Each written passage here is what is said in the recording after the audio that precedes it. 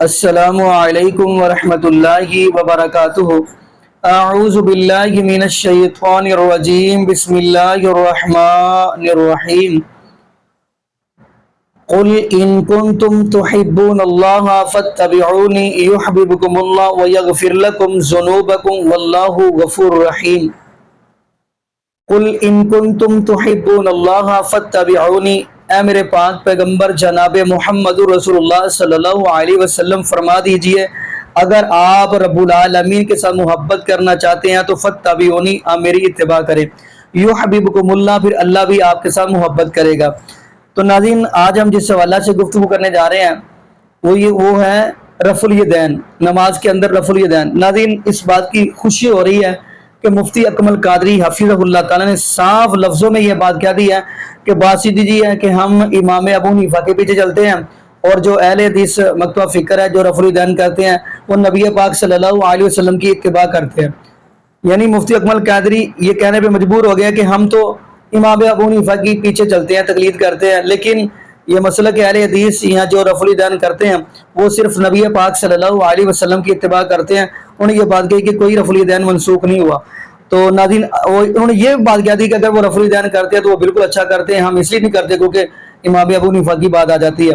کیا ناظرین، ہم انہی کی زبانی گفتگو سنتے ہیں، پھر انشاءاللہ ناظرین اسی والا سے ہم بھی گفتگو کریں گے۔ تو آئیے ناظرین مل کے گفتگو سنتے ہیں۔ ایک بھائی نے پوچھا کہ کیا نبی کریم صلی اللہ علیہ وسلم نے اپنی آخری عمر مبارکہ میں رفع یدین ترک کر دیا تھا، اور اگر کوئی حنفی حنبلی کی طرح اب بھی رفع یدین کرے تو کیا اس کی نماز ہو جائے گی یا نہیں؟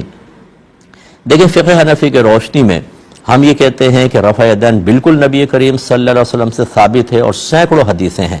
رفع یدین، رفع مانے اٹھانا، یدین مانے دونوں ہاتھ۔ تو نبی کریم صلی اللہ علیہ وسلم جب رکوع میں جاتے تب رفع یدین فرماتے، اور بعد میں بھی ثابت ہے۔ لیکن میرے آقا صلی اللہ علیہ وسلم نے ہمارے دلائل ہمارے پاس ایسے ہیں، عبداللہ بن مسعود کی بعض روایتیں ایسی ہیں، اور حضرت عبداللہ بن مسعود کے بارے میں مشہور یہی ہے کہ آپ نبی کریم صلی اللہ علیہ وسلم کی آخری حیات طیبہ کے اعمال کو اختیار کیا کرتے تھے، اور وہ روایات ایسی موجود ہیں کہ نبی کریم نے نماز پڑھی اور اس میں رفع یدین نہ فرمایا، بلکہ بعض میں جیسے مسلم وغیرہ کی بعض روایات میں تو ایسے ہے کہ سرکار نے صحابہ کو ہاتھ اٹھاتے ہوئے دیکھا اور آپ نے ان کو منع فرمایا۔ تو یہ چونکہ دونوں طرح کی حدیثیں موجود ہیں، تو احناف نے دونوں طرح کی حدیثوں کو جمع کر کے غور کیا، اور معلوم ہوا کہ رفع یدین منسوخ ہو چکا ہے، اور ناسخ وہ حدیثیں ہیں کہ جن میں رفع یدین کا ترک ثابت ہے، تو یہ حکم دے دیا۔ اور بعض ایسے ہوتے ہیں جو ناسخ حدیثوں کو نہیں مان رہے، وہ دوسری جہت سے ان کو دیکھتے ہیں، وہ رفع یدین کر رہے ہیں۔ تو اس میں کوئی مسئلہ نہیں ہے، ہر شخص جو ہے وہ اپنے امام کو فالو کرے۔ اگر کوئی رفع یدین کی حدیثوں کے ذریعے رفع یدین کرتا ہے ٹھیک ہے، اور جیسے ہم نہیں کرتے تو ہم بھی بالکل اپنی جگہ حق بجانب ہے، لڑائی جھگڑا نہیں۔ اچھا، یہ بھی میں عوام کے لیے عرض کر دوں، رفع یدین کوئی فرض یا واجب نہیں ہوتا، یہ سنت ہے، لیکن اس کو بنیاد بنا کر ایسا اس کو اچھالا جاتا ہے کہ لگتا ایسا ہے پبلک کو کہ اگر رفع یدین نہیں کیا، حدیث میں آیا ہے اور نہیں کر رہے، سارے کے سارے جہنم میں چلے جائیں گے۔ جو رفع یدین کرتے ان سے بھی آپ پوچھ کر دیکھ لیں، میری دعوت ہے آپ کو کہ اگر ہم رفع یدین نہیں کرتے تو کیا جہنم میں جائیں گے؟ وہ کہیں گے کہ نہیں، کریں تو صحیح ٹھیک ہے، ہمارے ان کے نزدیک وہ کہیں گے کہ ہمارے نزدیک سنت ہے، نہیں کریں گے تو آپ جہنم میں نہیں جائیں گے۔ لیکن اس مسئلے کو ایسا لائٹ میں لایا جاتا ہے، اور اس طرح پھر امت آپس میں لڑتی ہے، جسے رفع یدین نہیں کیا تو نمازیں باطل ہو گئیں، اور جو نہیں کر رہا وہ جہنم میں جائے گا، یا جو کر رہا ہے وہ جہنم میں جائے گا۔ اس میں جھگڑا وغیرہ نہ کریں۔ حنفی جو ہے وہ حنبلی کی طرح نماز نہ ادا کرے، وہ رفع یدین نہ کرے، وہ اپنے امام کو فالو کرے۔ 4 اماموں کی تقلید پر اب امت متفق ہے، امام اعظم ابو حنیفہ، امام شافعی، امام مالک، امام احمد بن حنبل، اور تمام امت نے اتفاق کر لیا ہے کہ کسی ایک امام کی پیروی اب واجب ہے، لازم ہے۔ اس کو تقلید شخصی کہتے ہیں، اور یہ اس لیے لازم ہے کہ اگر آپ اس کو چھوڑ دیں، تقلید نہ کریں، تو پھر آپ ڈائریکٹ قرآن و حدیث کی طرف آئیں گے، اور ان میں تعارض بہت زیادہ ہے۔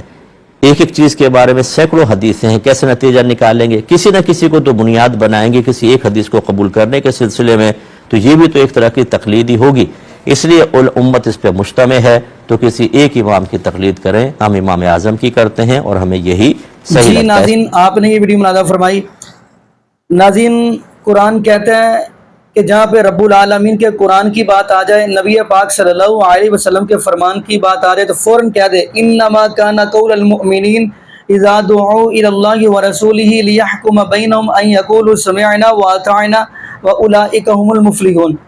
یعنی جہاں پہ رب العالمین کے قرآن اور نبی پاک صلی اللہ علیہ وسلم کے فرمان کی بات آ رہی ہے، فوراً کہنا ہم نے سن بھی لیا اور مان بھی لیا۔ صحابہ کے سامنے جب بھی رب العالمین کے قرآن اور نبی پاک صلی اللہ علیہ وسلم کے فرمان کی بات کی جاتی تو فوراً کیا کہتے ہیں؟ ہم نے سن بھی لیا اور مان بھی لیا۔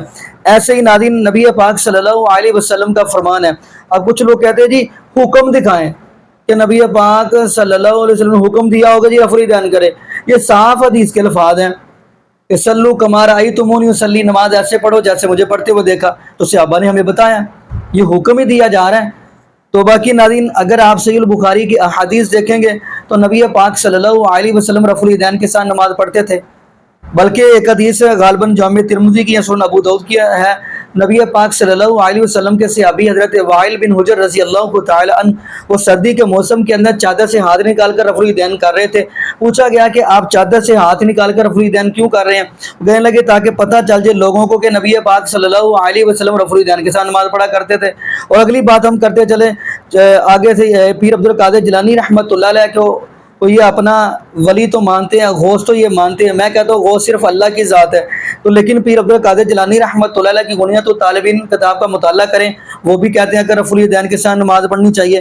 پھر وہ رفع الیدین کے ساتھ نماز پڑھتے تو پھر یہ کیوں نہیں پڑھتے؟ اور اگلی بات ہم کرتے چلے، پیر عبد القادر جیلانی رحمۃ اللہ علیہ نے اپنی غنیت و طالب علم کے اندر یہ بات لکھی ہے کہ اس وقت اگر اہل سنت جو گروہ ہے وہ ہے مسلک اہل حدیث، انہوں نے یہ بات واضح لکھی ہوئی ہے۔ اگر یہ مانتے ہیں پیر عبد القادر جیلانی رحمۃ اللہ علیہ کو، ان کے قصے کہانیاں بیان کرتے تو پھر رفع الیدین بھی کرے، یہ بھی انہی کا طریقہ ہے۔ باقی ناظرین یہاں پہ ہم دعا کرتے ہیں اللہ پاک ہمیں نبی پاک صلی اللہ علیہ وسلم کی شریعت کے مطابق زندگی گزارنے کی سیکھ دے، اور اللہ پاک ہمیں 5 وقت کا پکا اور سچا نمازی بنا دے، اور جتنے بھی بے اولاد جوڑے ہیں اللہ پاک سب کو نیک نورینہ صحت تندرستی والی ایمان والی لمبی زندگی والی اولاد عطا فرما دے۔ جزاکم اللہ خیرا، احسن جزا۔ السلام علیکم ورحمۃ اللہ وبرکاتہ۔